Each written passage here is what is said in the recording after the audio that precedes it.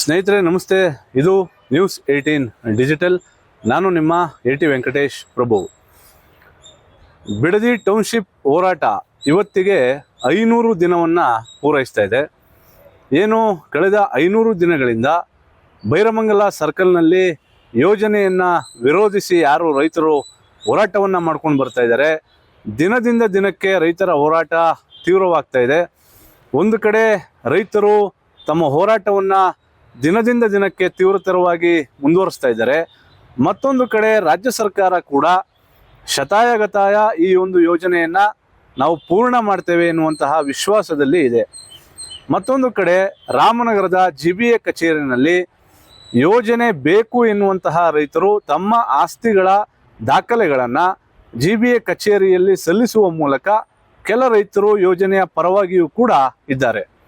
ಇವತ್ತು 500 ದಿನದ ವಿಶೇಷವಾಗಿ ಸುಪ್ರೀಂ ಕೋರ್ಟ್ನ ನಿವೃತ್ತ ನ್ಯಾಯಾಧೀಶರಾದಂಥ ವಿ ಗೋಪಾಲ್ ಗೌಡ್ರು ಪಬ್ಲಿಕ್ ಹಿಯರಿಂಗನ್ನು ನಡೆಸಿದ್ದಾರೆ. ಅಂದರೆ ಏನು ನ್ಯಾಯಾಲಯದಲ್ಲಿ ವಿಚಾರಣೆಯನ್ನು ಮಾಡ್ತಾರೆ, ಅದೇ ಮಾದರಿಯಲ್ಲಿ ಇವತ್ತು ರೈತರ ಅಭಿಪ್ರಾಯವನ್ನು ಸಂಗ್ರಹ ಮಾಡುವ ಮೂಲಕ ಟೌನ್ಶಿಪ್ ಯೋಜನೆಯ ವಿಚಾರವಾಗಿ ಯಾರು ಯೋಜನೆಯನ್ನು ವಿರೋಧಿಸ್ತಾ ಇದ್ದಾರೆ ಆ ರೈತರ ಅಭಿಪ್ರಾಯವನ್ನು ಕೋರ್ಟ್ನಲ್ಲಿ ಯಾವ ರೀತಿ ವಿಚಾರಣೆಯನ್ನು ಮಾಡ್ತಾರೆ ಅದೇ ಮಾದರಿಯಲ್ಲಿ ಇವತ್ತು ವಿಚಾರಣೆಯನ್ನು ಮಾಡಿದ್ದಾರೆ. ಏನು ಪ್ರಮುಖವಾಗಿ ಬೈರಮಂಗಲ ಸರ್ಕಲ್ನಲ್ಲಿ ಪ್ರತಿಭಟನಾ ಸಭೆ ನಡೀತಾ ಇರತಕ್ಕಂಥ ಸ್ಥಳದಲ್ಲಿ ಕಟಕಟೆ ಕೂಡ ನಿರ್ಮಾಣ ಮಾಡಲಾಗಿತ್ತು. ಆ ಕಟಕಟೆಯಲ್ಲಿ ಬಂದಂತಹ ರೈತರು ತಮ್ಮ ಏನು ಹೋರಾಟದ ವಿಚಾರವಾಗಿ ಸಾಕಷ್ಟು ಮಾತನಾಡಿದ್ದಾರೆ. ಯಾವುದೇ ಕಾರಣಕ್ಕೂ ಕೂಡ ನಮ್ಮ ಭೂಮಿಯನ್ನು ನಾವು ಕೊಡಲಿಕ್ಕೆ ತಯಾರಿಲ್ಲ, ನಾವು ವ್ಯವಸಾಯವನ್ನು ಮಾಡಿಕೊಂಡು ಜೀವನವನ್ನು ಮಾಡ್ತೇವೆ ಹೊರತು ಈ ಯೋಜನೆಗೆ ನಮ್ಮ ಸಹಮತಿ ಇಲ್ಲ ಎನ್ನುವಂತಹ ಒಕ್ಕೊರಲ ಅಭಿಪ್ರಾಯವನ್ನು ಯಾರು ಯೋಜನೆಯನ್ನು ವಿರೋಧಿಸ್ತಾ ಇದ್ದಾರೆ ಆ ರೈತರು ವ್ಯಕ್ತಪಡಿಸಿದ್ದಾರೆ.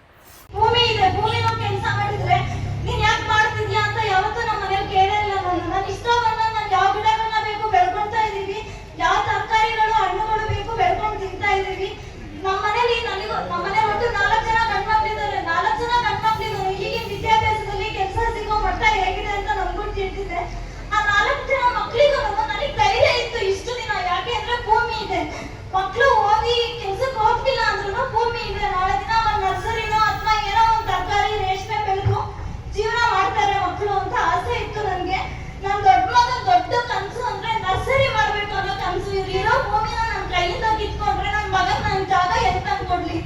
ನಮ್ಮ ಊರಲ್ಲಿ ಒಟ್ಟು 45 ಮನೆಗಳಿದೆ, ಜೊತೆಗೆ 250 ಲೀಟರ್ ಹಾಲು ಪ್ರತಿನಿತ್ಯ ನಮ್ಮ ಊರಿಂದ ಹಾಕ್ತಾ ಇದ್ದಾರೆ ಡೈರಿಗೆ. ಹಾಗೆ 200 ಎಕರೆ ಭೂಮಿ ಇದೆ. ಎಲ್ಲರೂ ತುಂಬಾ ಚೆನ್ನಾಗಿದ್ದಾರೆ. ನನಗೆ ಅರ್ಥ ಆಗ್ತಿರೋ ಒಂದೇ ಒಂದು ಪ್ರಶ್ನೆ ಅಂದ್ರೆ ಯಾಕೆ ಭೂಮಿ ಕೊಡ್ತಾ ಇದ್ದಾರೆ ಅನ್ನೋದೇ ನನಗೆ ಅರ್ಥ ಆಗ್ತಾ ಇಲ್ಲ. ತುಂಬಾ ಜನ ಇಲ್ಲಿ ನಾನು ಇವಾಗ ಹೇಳ್ಬೇಕು ಅನ್ಕೊಂಡಿರೋದು, ತುಂಬಾ ಜನ ಕನ್ಫ್ಯೂಷನ್ ಇದೆ. ಭೂಮಿ ಕೊಡದೇ ಇದ್ರೆ ನಮ್ಮ ಮೇಲೆ ಕೇಸ್ಗಳಾಗುತ್ತೆ, ನಮ್ಮ ಮೇಲೆ ತೊಂದರೆಗಳಾಗುತ್ತೆ ಅಂತ. ನೀವೀಗ ಬಂದಿದ್ದೀರಾ, ಅದ್ರ ಬಗ್ಗೆ ತಿಳಿಸ್ಕೊಟ್ರೆ ಎಷ್ಟೋ ಜನ ಹೆದ್ರಿ ಮನೇಲಿ ಕೂತಿದ್ದಾರೆ. ಇಷ್ಟೇ ಜನ ಅಲ್ಲ, ನಾವು ಊರವ್ರು ತುಂಬಾ ಜನ ಇದ್ದೀವಿ, ಆದ್ರೆ ಹೆದ್ರಿ ಯಾರು ಆಚೆ ಬರ್ತಾ ಇಲ್ಲ ನಮಗೆ ತೊಂದರೆ ಆಗುತ್ತೆ ಅಂತ. ನೀವು ತಿಳಿಸ್ಕೊಟ್ರೆ ಅವರು ಮುಂದಿನ ದಿನ ಬಂದು ಅವ್ರವ್ರ ಭೂಮಿಗಳನ್ನ ಉಳಿಸ್ಕೊಂಡು ಸ್ವಾವಲಂಬಿಯಾಗಿ ಬದುಕಬೇಕು. ಯಾರನ್ನ ಯಾರ ಕೈ ಕೆಳಗೂ ಬದುಕಬಾರ್ದು. ಇವತ್ತು ಇಲ್ಲಿ ಎಷ್ಟೋ ಜನ ಹೆಣ್ಮಕ್ಳಿಗೆ ಧೈರ್ಯ ಇದೆ, ನಾನು ಬದುಕಬಹುದು ಅಂತ ಹೇಳಿ. ಯಾಕೆ ಮುಂದೆ ಬರ್ತಾ ಇಲ್ಲ ಅಂತ ನನಗಂತೂ ಅರ್ಥ ಆಗ್ತಾ ಇಲ್ಲ. ಎಲ್ಲ ಮುಂದೆ ಬನ್ನಿ, ನೀವೆಲ್ಲ ದಡ್ರ, ನೀವು ಬುದ್ಧಿವಂತರಲ್ಲ. ನೀವು ಇಷ್ಟು ಎಜುಕೇಶನ್ ಸಿಸ್ಟಮ್ ಮುಂದೆ ಬಂದಿದೆ, ಹೆಣ್ಮಕ್ಳು ಇಷ್ಟು ಮುಂದೆ ಬರ್ತಾ ಇದ್ದೀರಾ, ಯಾಕೆ ನೀವೆಲ್ಲ ಮುಂದೆ ಬರ್ತಾ ಇಲ್ಲ? ಬನ್ನಿ, ನಿಮ್ ಜಾಗ ಉಳಿಸ್ಕೊಳ್ಳಿ. ಬೇರೆ ಯಾವ್ದಕ್ಕೂ ಬೇಡ. ನಾಳೆ ದಿನ ನೀವು ಸತ್ರೆ ಮಣ್ಣಾಡ ಜಾಗ ಬೇಡ ನಿಮ್ಗೆ ಯಾರಿಗೂ. ಬೇರೆ ಬಿಟ್ಟಾಕಿ, ಬೇರೆ ಈಗ ನಾವೆಲ್ಲ ಕರೆಂಟ್ ಕೊಡ್ಸ್ಕೊಂಡು ಸತ್ತೋಗ್ಬೇಕಾ? ಭೂಮಿ ಇದೆ ಅಂತ ತಾನೇ ನೀವೆಲ್ಲ ಸ್ವಾವಲಂಬಿಯಾಗಿರೋದು. ಬನ್ನಿ ಎಲ್ಲರೂ, ಯಾರ್ಯಾರು ಮನೇಲಿದ್ದೀರಾ, ಈಗಲೂ ಮಾನ ಮರ್ಯಾದೆ ಇದ್ರೆ ಬನ್ನಿ ಹೊರಗಡೆ. ನೀವೆಲ್ಲರೂ ಬನ್ನಿ, ನಿಮ್ ಜಾಗ ಉಳಿಸ್ಕೊಳ್ಳಿ ನೀವು. ಇನ್ನು ಗೋಪಾಲ್ ಗೌಡ್ರ ಜೊತೆಗೆ ಏನು ಸಾಮಾಜಿಕ ಹೋರಾಟಗಾರರು, ಹಿರಿಯ ಪತ್ರಕರ್ತರು, ಜೊತೆಗೆ ಪ್ರಗತಿಪರ ಚಿಂತಕರು ಕೂಡ ವೇದಿಕೆಯಲ್ಲಿದ್ದರು. ಇದೇ ಸಂದರ್ಭದಲ್ಲಿ ಯಾರಾದರೂ ಯೋಜನೆಯ ಪರವಾಗಿ ಇರತಕ್ಕಂತಹ ರೈತರು ಇದ್ರೂ ಕೂಡ ಈ ವೇದಿಕೆಯಲ್ಲಿ ಬಂದು ಮಾತನಾಡ್ಬೋದು ಎನ್ನುವಂತಹ ಮಾತನ್ನು ಕೂಡ ಹೇಳಿದ್ರು. ಆದರೆ ಆ ಒಂದು ಏನು ಪ್ರತಿಭಟನಾ ಸಭೆ ಏನು ನಡೀತಾ ಇದೆ ಆ ಪ್ರತಿಭಟನಾ ಸಭೆಯಲ್ಲಿ ಇವತ್ತು ಗೋಪಾಲ್ ಗೌಡ್ರ ನೇತೃತ್ವದಲ್ಲಿ ರೈತರ ವಿಚಾರಣೆ ನಡೀತು. ಅಲ್ಲಿ ಯಾರು ಪರವಾಗಿದ್ದಾರೆ ಯಾರು ಕೂಡ ರೈತರು ಬಂದು ಮಾತನಾಡಲಿಕ್ಕೆ ಬರಲಿಲ್ಲ. ಜೊತೆಗೆ ಈ ವಿಚಾರವಾಗಿ ರಾಜ್ಯ ಸರ್ಕಾರಕ್ಕೆ ವಿ ಗೋಪಾಲ್ ಗೌಡ್ರು ಒಂದು ಖಡಕ್ ಎಚ್ಚರಿಕೆಯನ್ನು ಕೊಟ್ಟಿದ್ದಾರೆ. ಅಂದರೆ greater Bengaluru Bidadi smart city ಯೋಜನೆ ಏನು ಮಾಡ್ತಾ ಇದ್ದಾರೆ, ಈಗ ಟೌನ್ಶಿಪ್ ಯೋಜನೆಯನ್ನು ಏನು ಮಾಡ್ತಾ ಇದ್ದಾರೆ, ರಾಜ್ಯ ಸರ್ಕಾರ ಸೂಕ್ತವಾಗಿ ಯಾವುದೇ ಒಂದು ಕಾನೂನು ಕಟ್ಟಳೆಗಳನ್ನು ಪಾಲನೆ ಮಾಡಿಲ್ಲ. ಜೊತೆಗೆ ಏನು ರಾಜ್ಯ ಸರ್ಕಾರ ಈ ಒಂದು ಯೋಜನೆಯನ್ನು ಮಾಡಿದೆ, ಈ ಯೋಜನೆಯೇ ಸರಿ ಇಲ್ಲ. ಹಾಗಾಗಿ ರಾಜ್ಯ ಸರ್ಕಾರ ರೈತರಿಗೆ ಒಂದು ಮೋಸ ಮಾಡ್ತಕ್ಕಂಥ ಕೆಲಸವನ್ನು ಮಾಡಬಾರ್ದು. ನೀವು ರೈತರಿಗೆ ಮೋಸವನ್ನು ಮಾಡಿದ್ದೇ ಆದರೆ ನೇರವಾಗಿ ರೈತರ ಪರವಾಗಿ ನಾವು ನಿಂತ್ಕೊಳ್ತೇವೆ. ಜೊತೆಗೆ ಓರ್ವ ಅಡ್ವೊಕೇಟನ್ನು ನಾವೇ ನೇಮಿಸ್ತೇವೆ, ರೈತರ ಪರವಾಗಿ ವಾದವನ್ನು ಮಾಡ್ತೇವೆ ಎನ್ನುವಂತಹ ಮಾತನ್ನು ಹೇಳುವ ಮುಖಾಂತರ ರಾಜ್ಯ ಸರ್ಕಾರಕ್ಕೆ ವಿ ಗೋಪಾಲ್ ಗೌಡ್ರು ಖಡಕ್ ಎಚ್ಚರಿಕೆಯನ್ನು ಕೊಟ್ಟಿದ್ದಾರೆ. ನಗರ ಪ್ರದೇಶಗಳಾಗಿಲ್ಲ, 26 ಗ್ರಾಮಗಳು ಕೃಷಿಯೇತರ ಜಮೀನುಗಳಾಗಿ ನಿಮ್ಮ ಸರ್ಕಾರದ comprehensive development planning authority act 1961 ಪ್ರಕಾರ 2015ರಲ್ಲಿ ಪ್ರಕಟಣೆ ಮಾಡಿರೋದ್ರಲ್ಲಿ 26 ಗ್ರಾಮಗಳ ಜಮೀನುಗಳು ಕೃಷಿ ಜಮೀನುಗಳಂತ ನಮೂದನೆ ಮಾಡಿದೆ. ತಿಳ್ಕೊಳ್ಳಿ, ಕೃಷಿ ಜಮೀನುಗಳನ್ನ ಭೂಮಿ ಪರಿವರ್ತನೆ ಕಾಯಿದೆ ಭೂಮಿ ಪರಿವರ್ತನೆ ಮಾಡದೇನೆ town and country planning act ನಲ್ಲಿ ಟೌನ್ಶಿಪ್ ಮಾಡ್ತೀಯಪ್ಪ ನೀನು. ಯಾವ ಟೌನ್ಶಿಪ್? ಯಾರಿಗಾಗಿ? ಟೌನ್ಶಿಪ್ ನಮ್ಮ ರೈತರಿಗಾಗ, ರೈತರ ಮಕ್ಕಳಿಗಾಗ? ಯಾರಿಗೆ ಟೌನ್ಶಿಪ್? ಏನು ನಿನ್ನ ಸ್ಕೀಮು? ಎಲ್ಲಿ ನಿನ್ನ ಸ್ಕೀಮು? 15ನೇ ಅನುಚ್ಛೇದ ಕಲಂನಲ್ಲಿ 1982ರಲ್ಲಿ Bidadi smart city planning authority,